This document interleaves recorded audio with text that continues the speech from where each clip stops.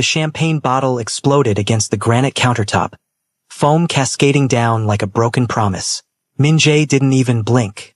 His eyes stayed locked on his phone screen, his finger tracing a contact name that had haunted him for years but remained undialed. Until tonight. Min-jae. Zara's voice sliced through the tension like a blade through silk, controlled but cracking at the edges. Are you even here right now? He glanced up, his coal-black eyes meeting hers for a heartbeat before sliding back to the glowing screen in his palm. I'm listening. Then prove it. Where were you tonight? Business.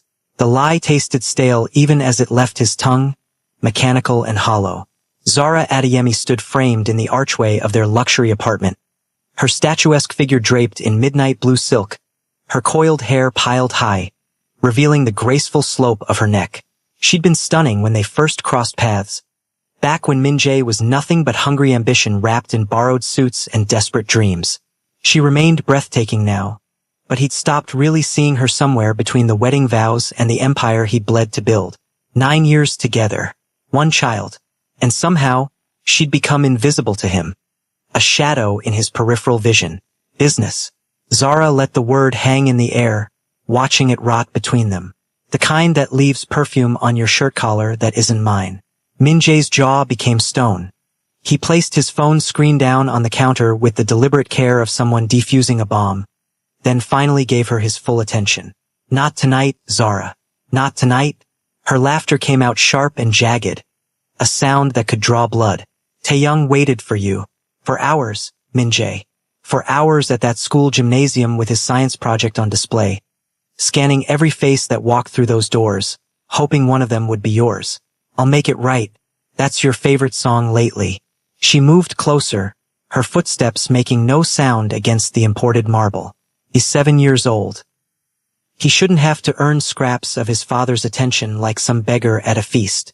Min-jae's phone vibrated against the counter. The sound was subtle, barely a whisper, but his eyes betrayed him.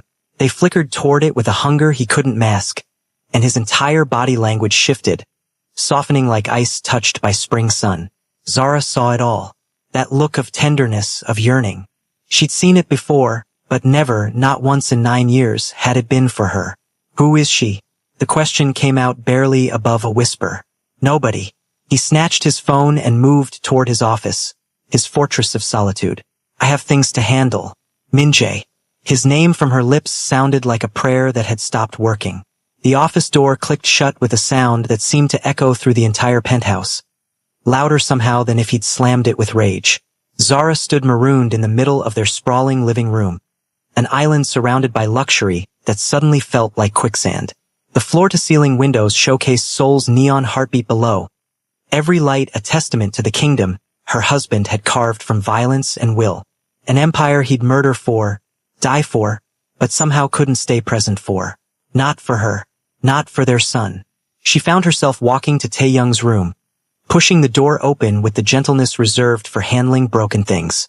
Her son lay curled beneath his blankets, his small body angled toward the wall like he was trying to disappear into it. She knew he was awake. A mother always knows. Baby. She settled onto the edge of his bed, her hand finding his small shoulder. Taeyoung turned slowly, and when his eyes met hers, they were mirror images of his father's, down to the red-rimmed evidence of tears he'd tried to hide. He didn't show up. I know, sweetheart. Something came up at the last minute. Something always comes up. Taeyoung's voice fractured down the middle. He doesn't care about me anymore. That's not true, baby. Then why does he care more about her? The world stopped spinning. What? Taeyoung sat up, pulling his knees to his chest in that universal gesture of childhood self-protection. I heard him last week, on the phone in his office.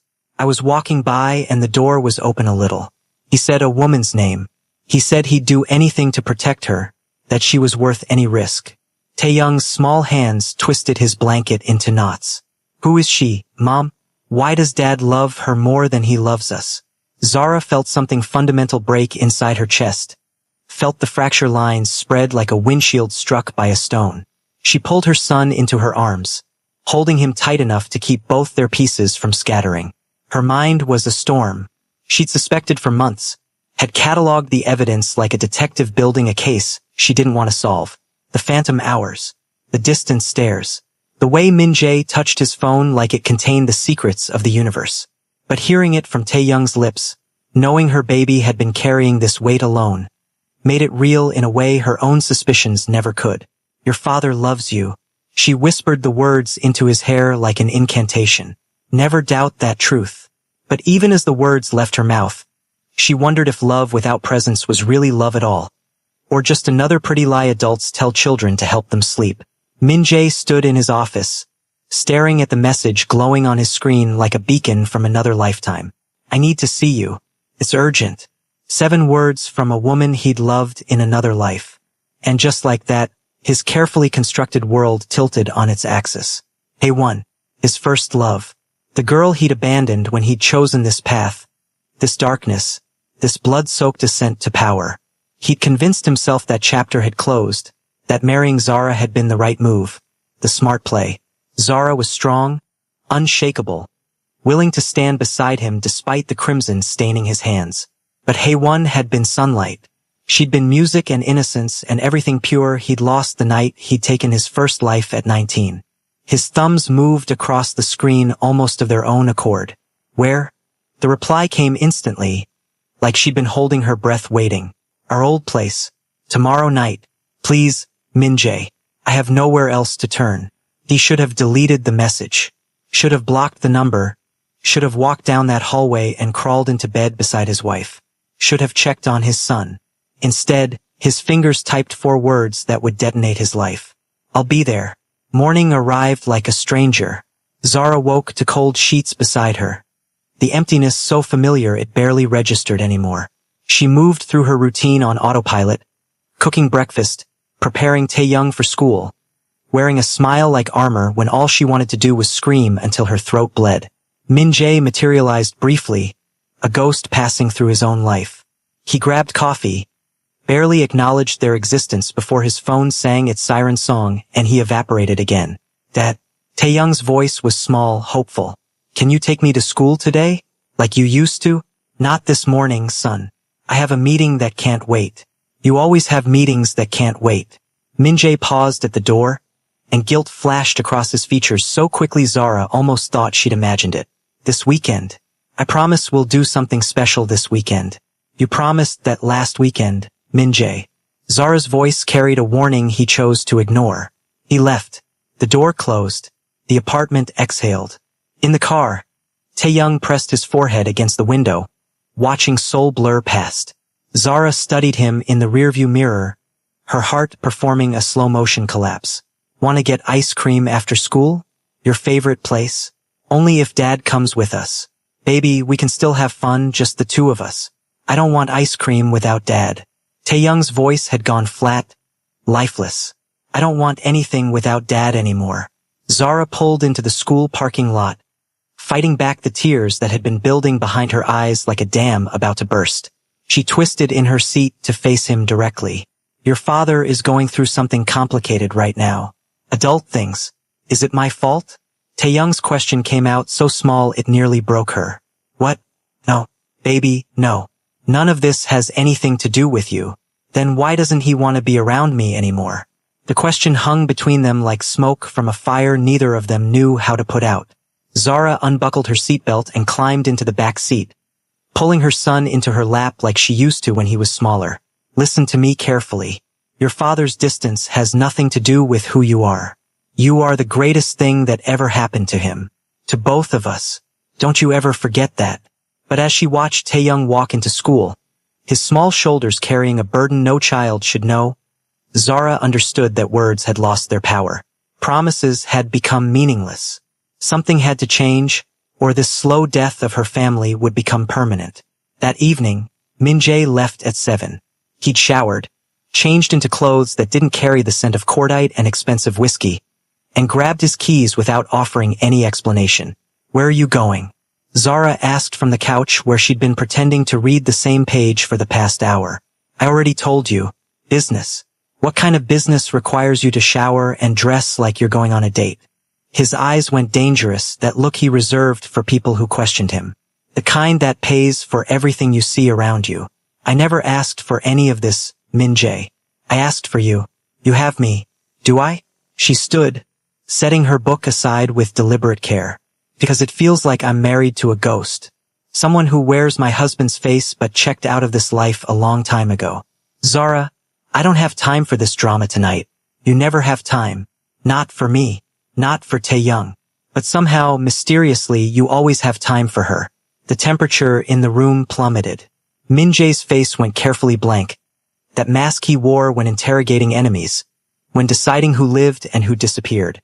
I don't know what you think you know. Don't insult me by lying to my face. Zara's voice shook but held firm. I've stood beside you through everything. The violence. The danger. The blood you can never quite wash off your hands completely. I've never asked you to be anything other than what you are. But I won't compete with someone who doesn't even exist in your real life. There's no competition. Then who is she? Min-jae moved toward the door. I'll be back late. Don't wait up. He was gone before she could respond. And Zara stood alone in the echoing silence, feeling the foundation of everything she'd built with him crumbling beneath her feet like sand. The old tea house hadn't changed in 15 years. Same worn wooden tables, same smell of jasmine and old paper, same corner booth tucked away from prying eyes. Min-jae slid into the seat where Hae-won waited, her delicate hands wrapped around a cup of tea she hadn't touched. She looked up, and time performed a magic trick, collapsing 15 years into nothing. She was still beautiful, still fragile in that way that had always made him want to build walls around her, to protect her from the world, from himself. Min-jae. His name broke apart in her mouth. Thank you for coming. I didn't know if you would. What's wrong? What kind of trouble? Bad trouble. The worst kind. She reached across the table, her fingers trembling against his. I borrowed money from people I shouldn't have. They're threatening me now. The interest keeps multiplying and I can't keep up and I'm scared. Min-jae. I'm so scared and I didn't know who else to call. How much do you owe? 3 million won. I've tried to pay them back but it's like trying to empty the ocean with a spoon. Tears spilled down her cheeks, carving tracks through carefully applied makeup. I know I have no right to ask anything from you after all these years. I know you have your own life now. But please, I'm drowning. Min-jae felt that old protective instinct surge through him like electricity. This was Hae-won, the girl who'd held his hand at his father's funeral, who'd believed he could rise above the streets that spawned him, before he'd proven her wrong by diving deeper into the darkness.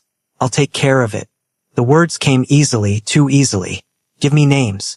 I can't let you hurt people because of my mistakes. I won't hurt anyone. I'll simply help them understand that you're under my protection now. He squeezed her hand gently. It's going to be okay. Promise. You always kept your promises to me. She smiled through her tears, and Min-jae felt something stir in his chest that had been dormant for years. Something he'd thought was dead and buried. I missed you, Hae-won. I know you're married now. You have a family. I'm not trying to complicate your life or cause problems. I just needed help and you're the only person in this world I still trust. He should have withdrawn his hand. Should have drawn clear boundaries, paid her debt, and walked away clean. Instead, he heard himself say, I missed you too. They talked for 3 hours.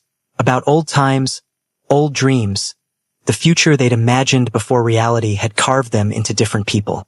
When Min-jae finally left the tea house, he felt warm in a way his penthouse never made him feel. He came home past midnight to find Zara still awake, sitting in the dark living room like a statue in a museum after closing time. Did you sleep with her? Her voice was calm, which somehow made the question more terrifying than if she'd screamed it. No, but you wanted to. Min-jae didn't answer. The silence was confession enough. Who is she? Min-jae. What does she have that I don't? It's not that simple. Then make it simple for me. Because from where I'm sitting, you're choosing someone else over your wife and son, and I'd really love to understand the logic. He moved to pour himself whiskey, keeping his back to her. Her name is Hae-won. We were together before I entered this life. Before everything became complicated. And now she's back. She needed help. And you went running. Zara stood, moving closer. Did you ever actually love me, Min-jae? Or was I just the convenient choice when you couldn't have her? That's not fair. Nothing about this is fair. Her voice finally rose, years of swallowed frustration erupting. I loved you when you had nothing but ambition and debt. I stood by you when everyone said I was insane. I left my family, my country, my entire life to be here with you, and you can't even look at me without seeing her ghost. You don't understand. Then help me understand. Tell me what she has that makes you forget you have a son who cries himself to sleep waiting for you to remember he exists. Min-jae slammed his glass down hard enough that it's a miracle it didn't shatter. She never asked me to be someone I'm not. She didn't demand my time or attention or soul. With her, I could just exist. He stopped, but the damage was already spreading like poison. Zara's face went very still. So that's what I am to you. A demand. An obligation. Zara, get out. This is my house. Then I'll leave. She walked toward the bedroom, her spine straight despite the tremor running through her entire body. But when I go, Min-jae, I'm taking our son. And we won't be coming back. You're overreacting. She turned in the doorway, and the look in her eyes made him take an involuntary step backward. I'm protecting my son from watching his father choose everyone except him. If you can't be the man we need, then we'll learn to live without you. The bedroom door closed with a finality that sounded like a coffin lid. Min-jae told himself she didn't mean it. That morning would come and they'd talk and things would smooth over like they always did. That this was just another storm to weather. He was catastrophically wrong. Over the next month, Min-jae saw Hae-won 8 more times. He told himself elaborate lies, constructed beautiful justifications. It was about her safety, about ensuring the debt situation was properly handled, about protecting an old friend who'd once meant everything. But lies, no matter how beautifully dressed, are still just lies. The truth was simpler and more damning. Being with Hae-won made him feel young again, unburdened by the weight of his empire and the expectations that came with it. She didn't look at him with disappointment carved into her features. She didn't make him feel like he was failing. She looked at him like he was still that boy she'd loved before blood had permanently stained his hands. Meanwhile, his marriage died in slow motion, like watching a flower wilt frame by frame. Zara stopped asking where he was going, stopped waiting up with the living room lights on, stopped reaching for him in bed in those quiet hours before dawn. The silence between them grew thick and suffocating. A wall built one brick of resentment at a time. Tae-young stopped asking when Dad would be home, stopped saving drawings to show him, stopped performing for an audience that never showed up. Min-jae noticed vaguely that something was shifting in his household, that the air felt different, thinner somehow. But he was too intoxicated by his escape, too drunk on nostalgia, to pay attention to the cliff edge he was sprinting toward. The breaking point arrived on a Thursday that started like any other day destined to change everything. Tae-young had a violin recital, his first real performance in front of an actual audience. Zara had reminded Min-jae 4 times, had marked it on every calendar, had sent him text reminders he'd acknowledged with thumbs-up emojis that turned out to be empty promises. But when Thursday arrived, Hae-won called in tears. Someone had followed her home. She was terrified, alone, convinced the loan sharks had found her despite Min-jae's interventions. She needed him. Min-jae made his choice, the same choice he'd been making for a month. He chose the ghost over the living. He arrived at the recital hall 50 minutes late. The performance had ended. Parents milled around the lobby like flowers after a wedding, congratulating their children, taking photos, making memories. He spotted Zara and Tae-young by the exit. His son still wore his little suit, the one they'd bought special for tonight. His face was blank, wiped clean of expression like a whiteboard erased. I'm sorry. Min-jae was slightly out of breath from running through the parking lot. Traffic was impossible and, don't. Zara's voice could have frozen fire. Don't you dare lie to him again. Not tonight. Mom, it's fine. Tae-young said quietly, his voice carrying the resignation of someone 3 times his age. Can we just go home? Tae-young, I wanted to be here. I tried to, but you weren't here. His son looked up at him, and Min-jae saw something terrible in those young eyes. Acceptance. The look of someone who'd stopped hoping, who'd learned not to expect anything so disappointment couldn't hurt anymore. It's okay, Dad. I'm used to it now. The words hit harder than any bullet Min-jae had ever taken. Hurt worse than any knife that had ever found his flesh. Son, Mr. Park. A teacher approached, smiling warmly at Zara. Tae-young was absolutely magnificent tonight. You must be bursting with pride. I am. Zara pulled Taeyoung close, her arm around his shoulders. So incredibly proud. The teacher glanced at Min-jae, recognition flickering across her face, followed by something that looked uncomfortably like pity. Well, it's wonderful that you have such a devoted mother, Taeyoung. That's what truly matters in the end. They left. Zara said nothing in the car, didn't respond to Min-jae's attempts at conversation, didn't acknowledge his existence beyond the bare minimum required by the laws of physics. At home, she put Taeyoung to bed with whispered words Min-jae couldn't hear, then disappeared into their bedroom. When he entered an hour later, she was packing, methodically folding clothes, placing them in suitcases with the precision of someone who'd been planning this moment. What are you doing? What does it look like? She folded a sweater with mechanical precision. I'm leaving. You're not leaving. Watch me. The words were simple, final. He grabbed her wrist, spinning her to face him. Zara, stop. Let's talk about this like adults. Talk? She yanked her hand free, and for the first time in 9 years, he saw something in her eyes that looked like genuine hatred. You want to talk now? After you chose her over your son's first recital? After you looked Taeyoung in the eye and broke his heart again? It was an emergency. She was in danger. It's always an emergency with her. Isn't it? Zara's voice shook. She calls you run. She needs you, you drop everything. Meanwhile, your actual family is here disintegrating and you don't even notice because you're too busy playing hero for a woman who isn't even your responsibility. That's not fair. You keep saying that like it's some magic spell that makes you right. She turned back to her packing, tears now streaming freely. But you never explain why. Why is it unfair for me to expect my husband to honor his commitments? Why is it unfair for your son to want his father present at the important moments? Zara, please, I can't do this anymore, Min-jae. The suitcase zipper sounded like a scream. I can't compete with a memory. I can't watch Taeyoung break a little more every single time you choose her. I won't do it anymore. I'm not choosing anyone over you. That's exactly the problem. She faced him fully, her face wet with tears but her voice steady. You're not choosing us. You're not choosing your family. You're just drifting toward whatever feels easier, and I'm done being the harder choice. I'm making the decision for you. I'm choosing Taeyoung's well-being over this marriage. Amina, please. Desperation crept into his voice for the first time. Just give me time to fix this. I can fix this. Time? Her laugh was bitter. I gave you 9 years, Min-jae. 9 years of waiting, hoping, believing you'd wake up and see what you had. I'm done waiting for you to notice we exist. Where will you go? Somewhere you can't find us. She pulled the suitcase off the bed. My lawyer will be in touch about divorce proceedings. I'm not asking for anything except what's fair for Taeyoung. Keep your empire, your money, your precious first love. We just want peace. You can't take my son. I can and I will because I'm the parent who actually shows up. I'm the one who knows his favorite foods, his nightmares, his dreams. I'm the one who tucks him in and holds him when he cries because you broke his heart again. She moved to the door, pausing to look back at him one last time. You want to know the saddest part?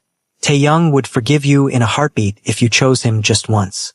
But you won't because that would mean giving up the fantasy of who you were with her. And that fantasy is apparently more valuable than your real life.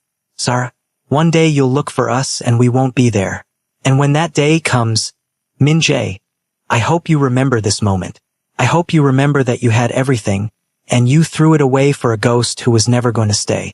She walked out. The door closed. Min-jae stood frozen, his mind racing through calculations, probabilities, outcomes. She was angry, upset, emotional. She'd cool down, come back. They'd work through this like they'd worked through everything else. But morning proved him wrong. They were gone. Truly, completely gone. Zara and Taeyoung's belongings had vanished. Clothes, photos, Taeyoung's toys and books and all evidence he'd ever existed. The rooms looked the same but felt hollow, like a stage set after the performance has ended and the actors have gone home. On the kitchen counter, Min-jae found divorce papers and a letter. He opened it with hands that suddenly wouldn't stop shaking. Min-jae, I don't expect you to understand this now. Maybe you never will. But I need you to know that I loved you. I loved you when we met, when we married, even in these final months when you were barely present. I loved you enough to stay longer than I should have. But love isn't enough when only one person is fighting for it. Taeyoung deserves better. He deserves a father who chooses him, who sees him, who shows up for him. Since you can't be that person, I'm removing us from the equation. Don't look for us. Let us heal. Maybe one day, when Taeyoung is older, he'll decide if he wants you in his life. Until then, goodbye, Zara. Min-jae read it 3 times. Then he called her phone. Straight to voicemail. He called again, and again, and again. Nothing. She'll come back, he told himself. This is just a tactic to scare me. She'll realize she needs me and come back. Days crawled past, then a week. The penthouse echoed with absence. Min-jae went through the motions of maintaining his empire, attending meetings, making deals, playing the role he'd built his life around. But at night, the silence was crushing. He'd walk past Taeyoung's empty bedroom and feel something fundamental crack inside. He'd see Zara's side of the closet cleared out except for a single forgotten scarf, and he'd smell her perfume still lingering in the fabric like a ghost. He told himself he was fine, that he'd been alone before and survived, that they were the ones losing out, not him, that he didn't need anyone. But then he'd come home to darkness and remember Taeyoung's small voice asking, "Why does Dad love her more than us?" And the cracks would spread wider, deeper, threatening to split him completely. 3 weeks after they left, Haewon called. "Can I see you? I want to thank you properly for everything you've done. You saved my life." Min-jae agreed because he didn't know what else to do with himself. They met at an expensive restaurant, the kind with more forks than anyone could possibly need. She looked beautiful, grateful, everything he'd imagined during all those years of wondering what if. But when she reached for his hand across the pristine white tablecloth, he felt nothing. The magic was gone, revealed as the illusion it had always been. "Min-jae, are you alright? You seem distant." "My wife left me." The words came out flat, factual. "Took my son with her." Haewon withdrew her hand like she'd touched something hot. "I'm so sorry. Is it because of—" "Yes."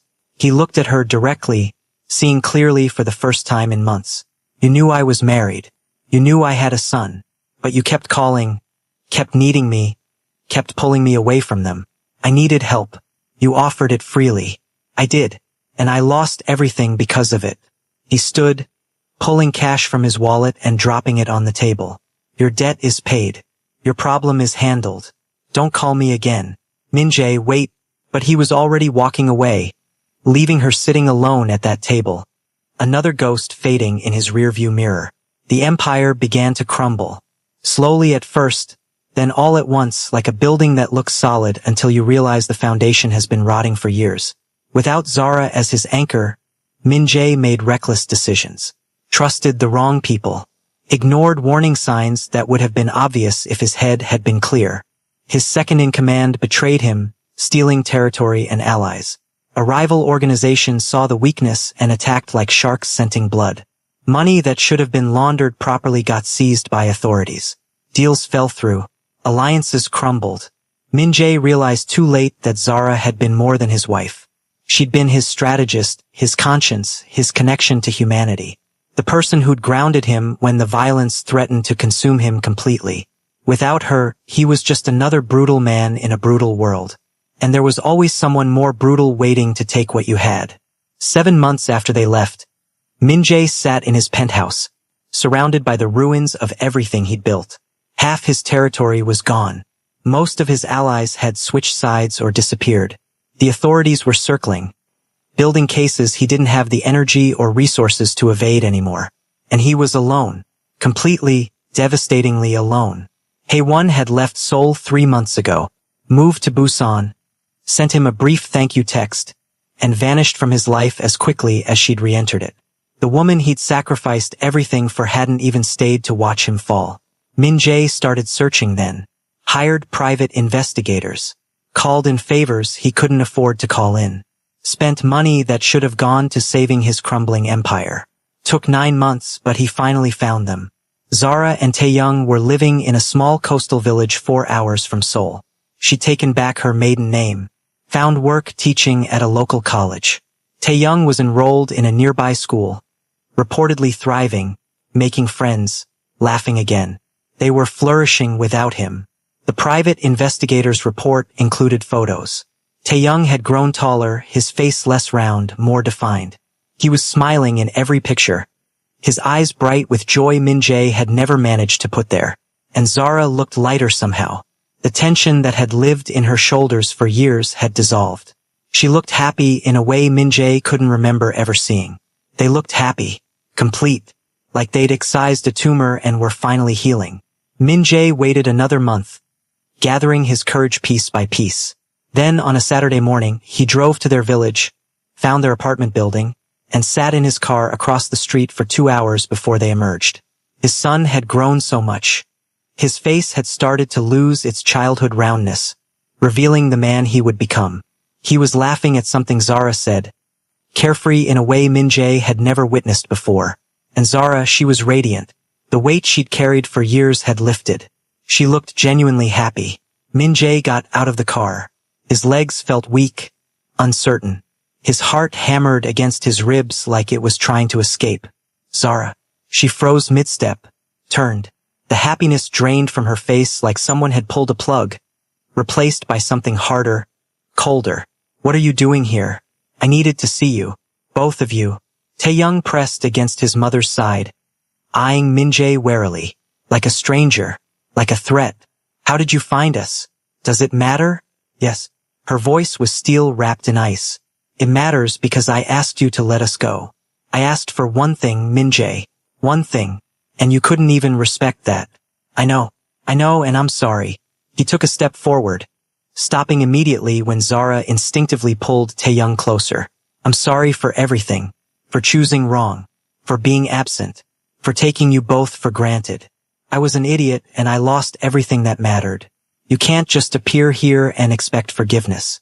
I'm not asking for anything except a chance to talk. 5 minutes. Please. Zara looked down at Tae-young, who shook his head firmly. I don't want to talk to him, Mom. The words gutted Min-jae, opened him up completely. Son, I'm not your son. Tae-young's voice shook but held steady. You told me once that sons matter to their fathers. But I didn't matter to you. I was never enough. That's not true. Tae-young, you mattered more than anything. Then why did you leave us? Tae-young's voice rose, tears spilling over. Why did you choose her? Why weren't we enough for you? Min-jae fell to his knees on the pavement, not caring who saw, not caring about pride or reputation or anything except this moment. You were enough. You are enough. Min-jae's voice cracked like breaking glass. I was the one who wasn't enough. I was broken and stupid, and I thought. His words dissolved into something between a laugh and a sob. I thought the past could save me from the present. But the only things that mattered were right in front of me, and I was too blind to see them. Min-jae. Zara's voice softened slightly, just a fraction. You can't do this.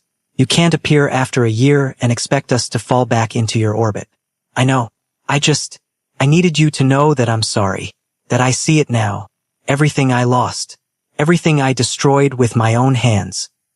He looked at Tae-young, his own tears flowing freely now, unchecked. I'm sorry I wasn't the father you deserved.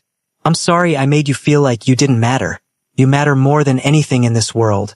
And I was too caught up in my own stupidity to show you. Tae-young wiped his eyes with the back of his hand. Do you still love her? No, I haven't spoken to her in months. But you loved her more than us. I thought I did. Min-jae's voice was barely above a whisper.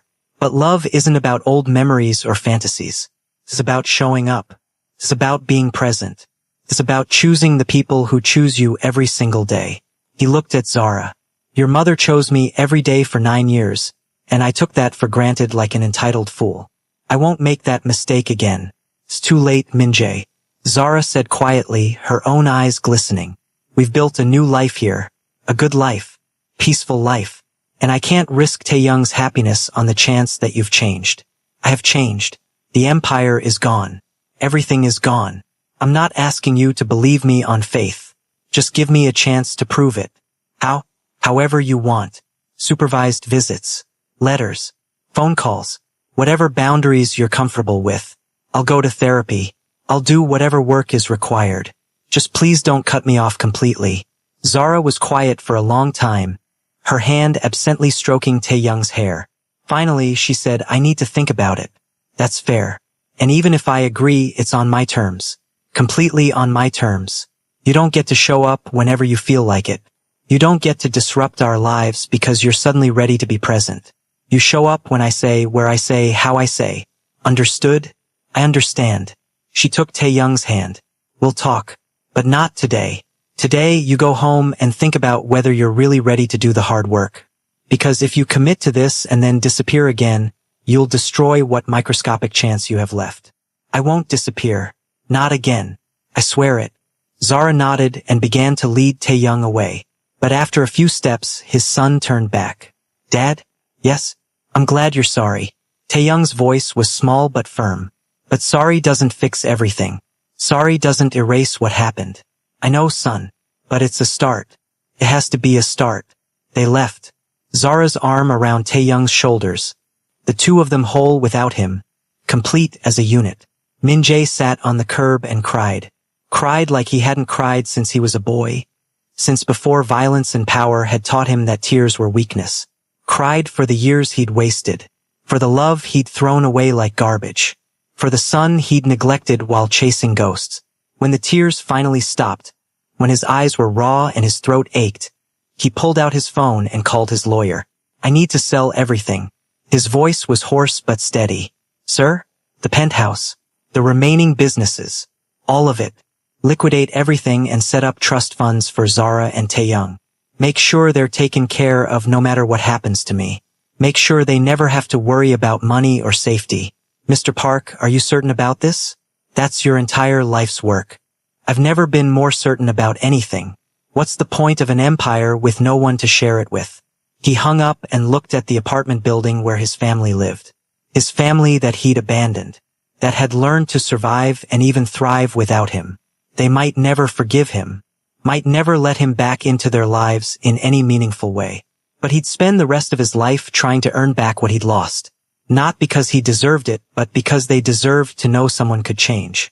That mistakes didn't have to be permanent. That love, real love, was about showing up even when it was hard. He'd ruled Seoul's underworld with an iron fist. Had built an empire on blood and fear and calculated violence. Had controlled territory, money, lives. Had commanded respect through terror. But he'd never controlled what mattered most. His own heart. His own choices. His own capacity for presence. And in the end, the crown meant nothing when there was no one left to wear it for. The weeks that followed were the hardest of Min-jae's life.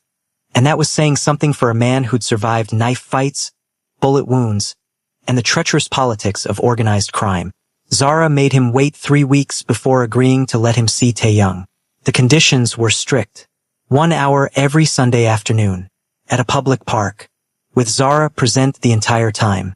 Min-jae wasn't allowed to discuss the past or make promises about the future. He was simply allowed to be present. That first Sunday, Tae-young barely spoke to him.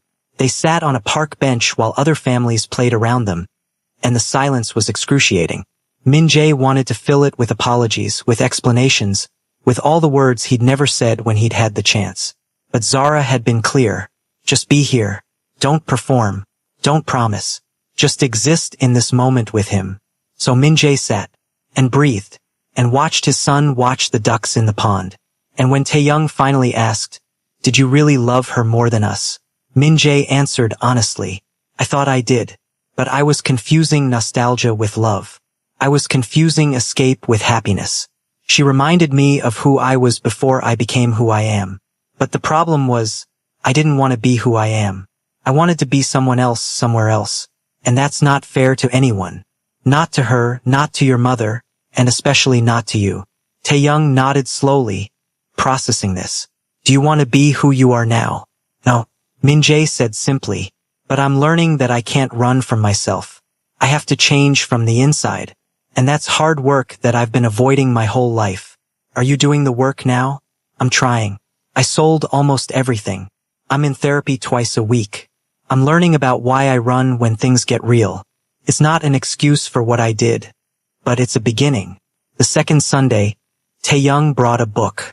He read it while sitting next to Min-jae, not looking at him, but choosing to be in his proximity. Felt like a gift. The third Sunday, Taeyoung asked about Min-jae's childhood. What was it like growing up? And Min-jae told him the truth. About poverty. About violence. About watching his own father disappear into addiction and despair. About making choices that seemed necessary at the time but led him down a path he could never quite escape. I'm not trying to make excuses, Min-jae said carefully. But I want you to understand that hurt people often hurt people. And the cycle continues until someone decides to break it. I'm trying to be the one who breaks it. For you. So you don't inherit this pain. By the sixth Sunday, Taeyoung was talking more. Telling Min-jae about school. About his friends. About the ocean near their new home. Small pieces of his life that he was choosing to share. Min-jae listened. Really listened. Didn't check his phone. Didn't get distracted. Didn't let his mind wander to business or problems or anything except this moment. This person. This gift of time he didn't deserve but was being given anyway. Zara watched from a distance. And Min-jae could feel her evaluating him. Testing him. Waiting for him to fail. He didn't blame her. He'd earned that suspicion with years of broken promises.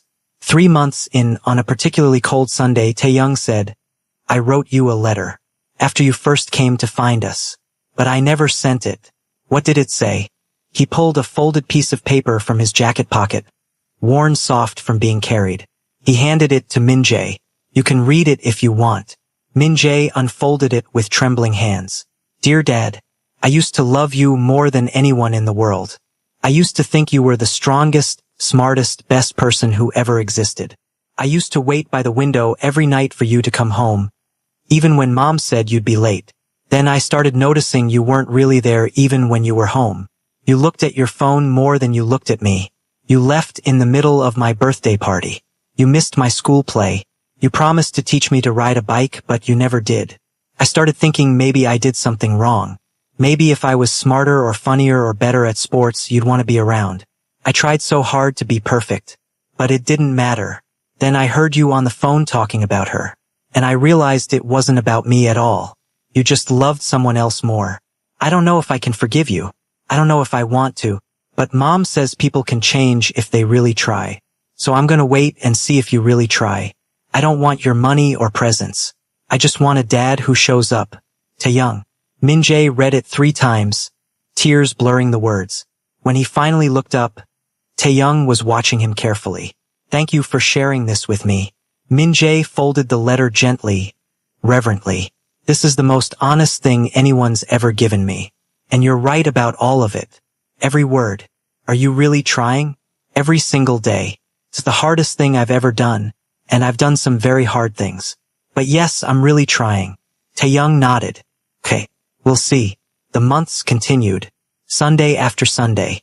Some good, some awkward, some filled with silence, some with laughter. Slowly, microscopically, trust began to rebuild. Not the blind trust of childhood, but something more mature, more earned, more real.